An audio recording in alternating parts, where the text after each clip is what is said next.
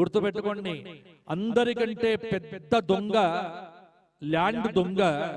ఇవాళ వీళ్ళేదో 5,000 ఎకరాలు దోచాడు, 10,000 ఎకరాలు, 20,000 ఎకరాలు అని వీళ్ళ పేర్లు వింటాం. కానీ వీళ్ళెవ్వరూ కాదు. అసలు అందరికంటే పెద్ద దొంగ ఎవడు అంటే హిరణ్యాక్షుడు. మొత్తం వాడు భూమినే దోచాడు. వాడిని చీల్చి చెండా చేశాడు ఎవడు? వరాహస్వామి వారు. తర్వాత వచ్చాడు హిరణ్యకశిపుడు. ఈ లోకాలన్నీ నావెన్నాడు. వాడి పతనము అయిపోయింది.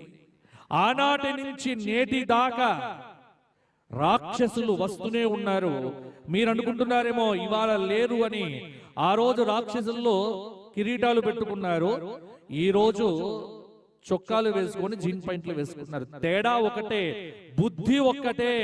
ఆనాడు నేడు ఎప్పుడు ఉన్నది రాక్షసత్వం. మరి రాక్షసులు ఉన్నారు అన్నప్పుడు దేవుడు ఉన్నాడు, పరమాత్మ ఉన్నాడు. ఎక్కడ ఉన్నాడు, ఎలా ఉంటాడు? ఈ విశ్వాసం ఇవాళ కోల్పోయింది. విశ్వాసం గుర్తుంచుకోండి, భగవంతుడు ప్రయోగాలకు దొరకడు. భగవంతుణ్ణి ఎలా పట్టుకోవాలి?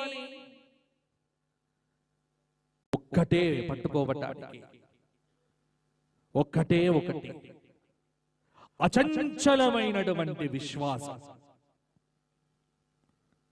అదే నారదుడు చెప్పిన సూత్రం.